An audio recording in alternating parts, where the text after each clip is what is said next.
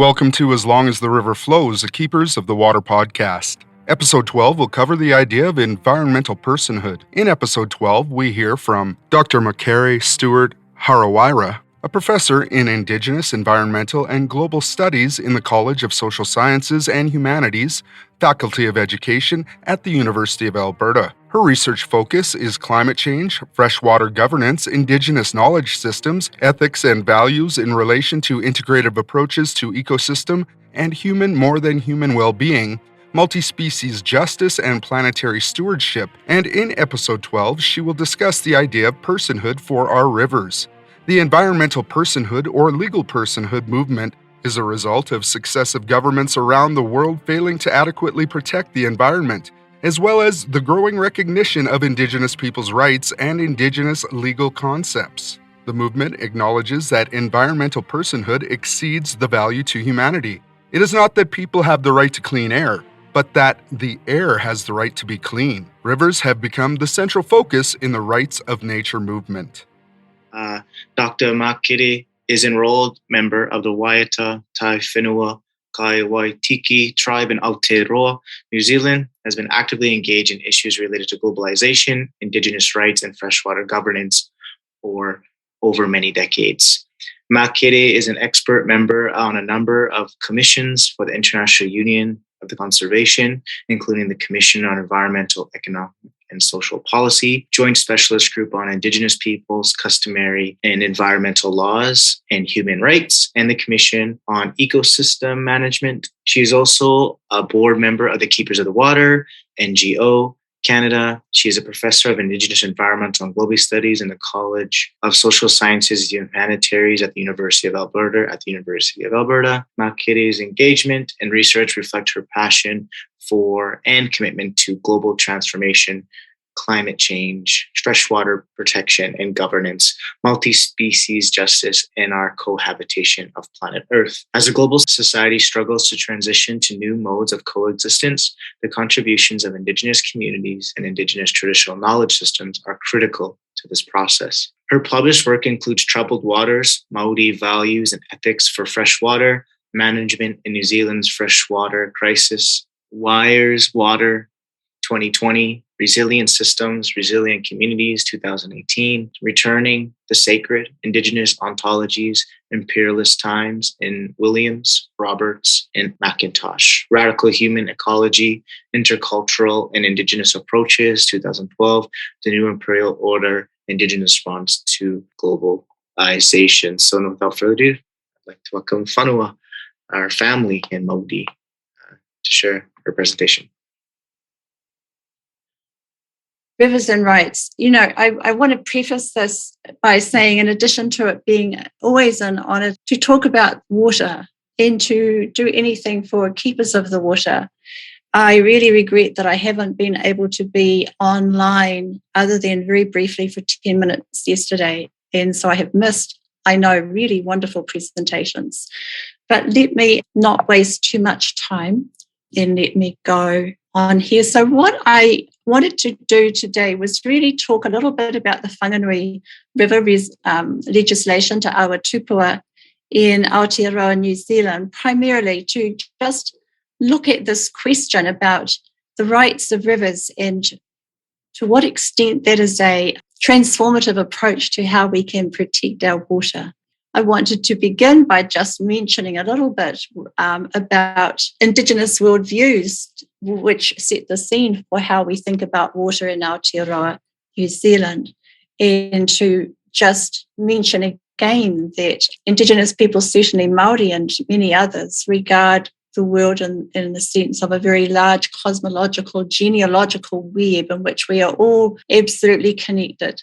And that for Māori as for other Indigenous people, the fundamental principle that derives from that is the principle of responsibility. And that with that responsibility is very much the ethic of taking care of the life force that is present in all things. So I wanted to mention that to just set the context for thinking about rivers and thinking about water. And so for Māori, which really is all I'm qualified to speak about, freshwater bodies are part and parcel of how we understand our identity. Our mountains, our rivers are very much part of who we are. So when we say to somebody, ko waikwe, who are you? We were asking the question, which water are you? And so I've put up here a couple of sayings that express that. Ko te ukai po te whenua, ko te whenua te ukai po. The river is the land is my breast milk. The land is the river, I am the river, and the river is me. So very much that notion of who we are as people. And for rivers then, rivers are conceived of in their entirety.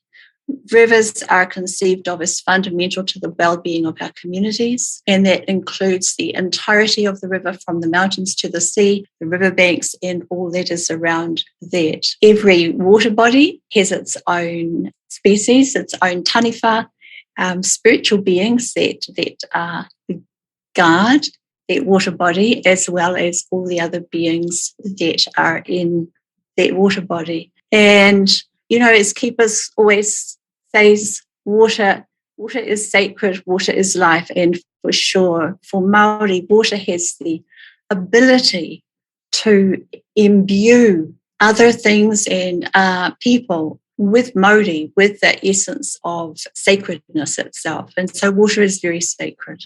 So with all of that preamble, the Whanganui River legislation, which gave effect to the rights of the river as a person, has of course engendered a great deal of debate and interest over the years. And so the background to that is that it was part and parcel of the struggle over rights, customary rights, and treaty rights.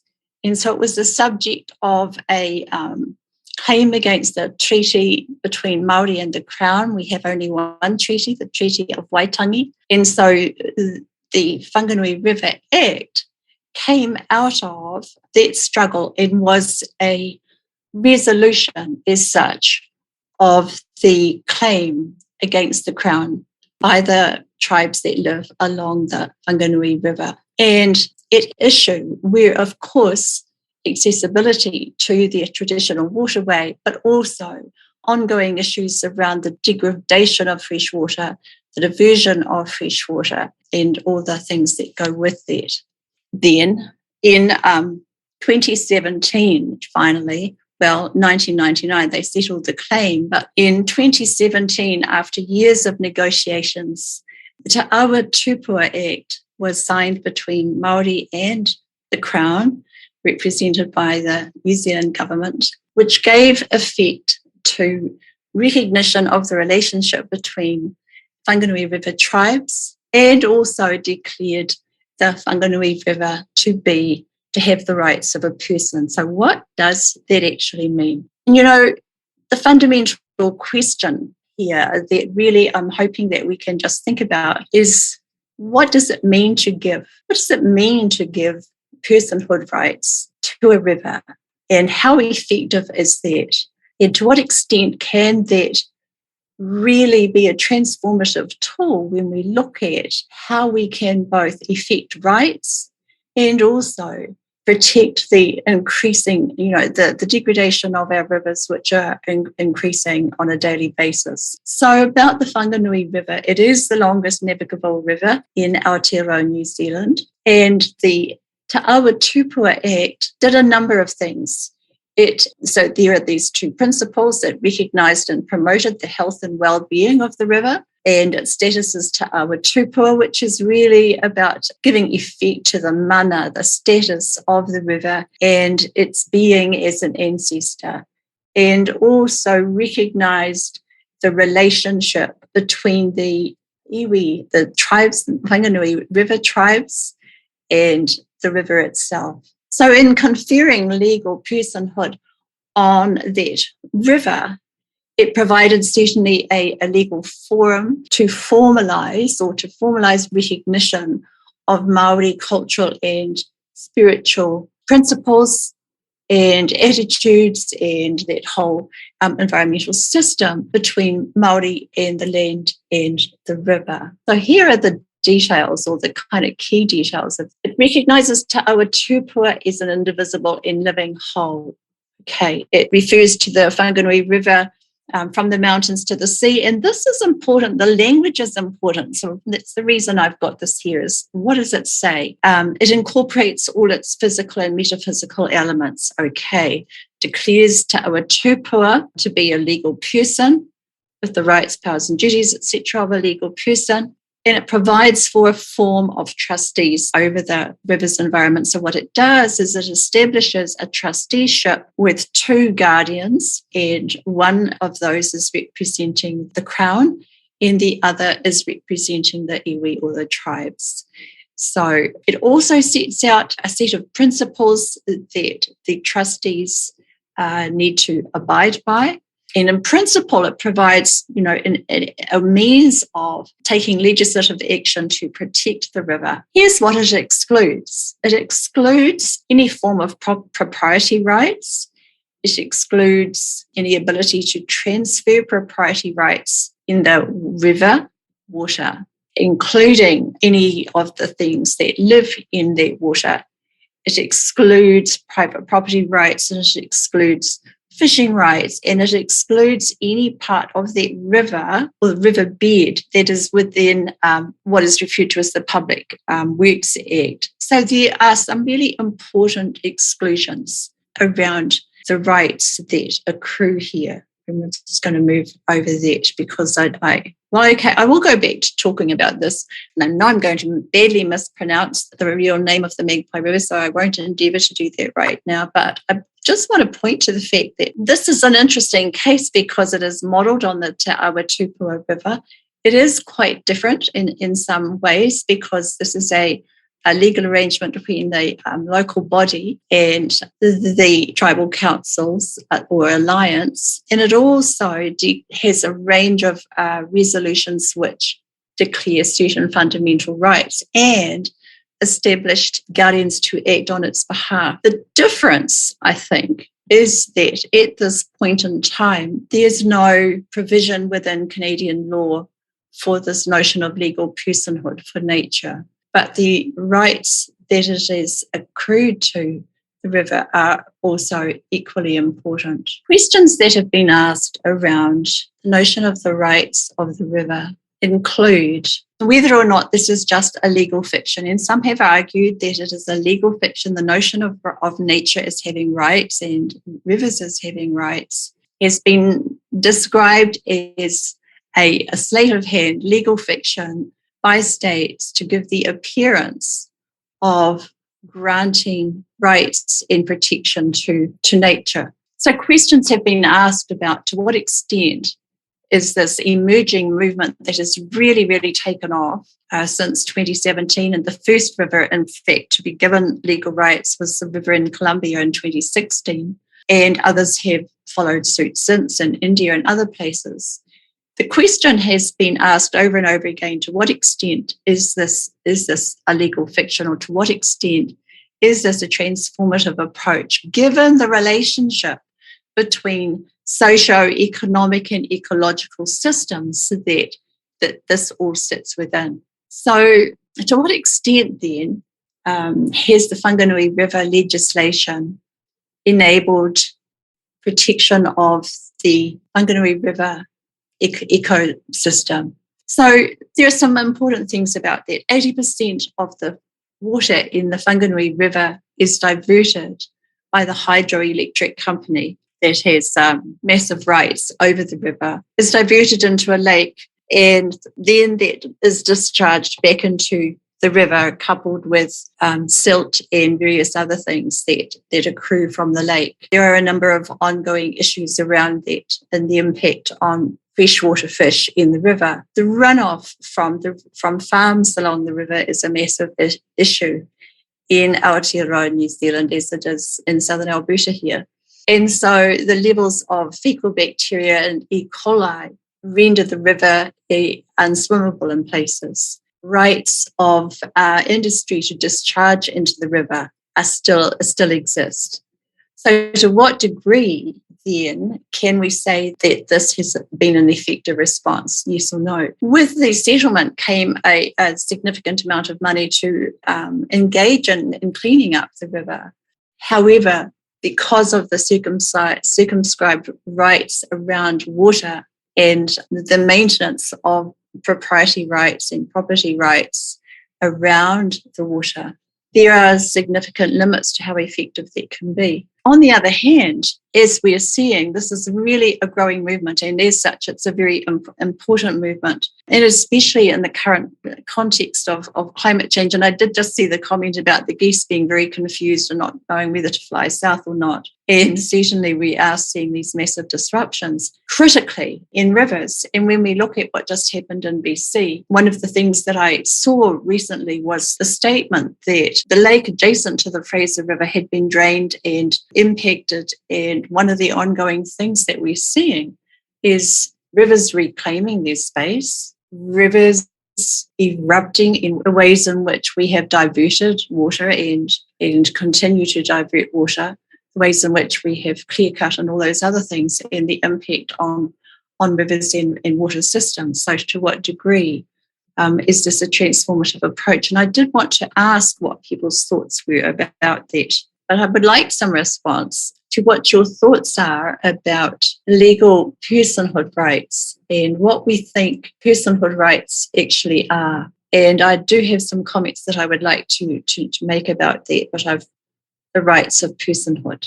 What does it mean to be a person? When we exclude the actual water from the rights of the river, what does that mean? And when is a river and when is it not a river? Is it a river when its water is diverted and dried up? Is a really fundamental question that we are having to face more and more, especially as we see rivers increasingly being diverted for hydro or for various uses. And I'm thinking of the Murray-Darling River Basin in particular, but other places where the riverbeds dry up because they are so abstracted, especially for agriculture, right?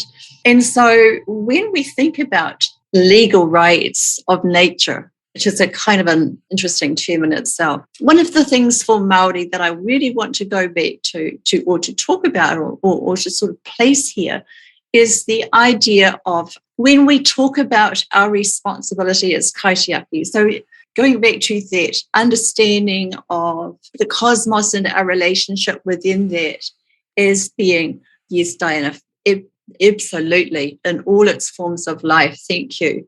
Exactly. And so when we go back to that genealogical relationship that we understand ourselves within, and the responsibility that accrues to that, which for Māori is very much about protecting the life force, the well-being of everything that is. Do the rights of the river extend to the plants, animals, insects, etc.? And that's the point.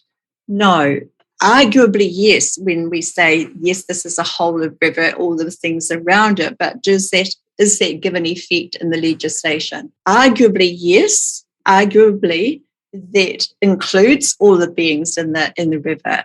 Arguably, from a Māori perspective, that includes all the non-human, non-physical beings. And I'm thinking of the taniwha, the guardians of the river, the spirits of the river that we don't see but that we know are there. The arguments that go around this in legal, documents, etc., are very interesting.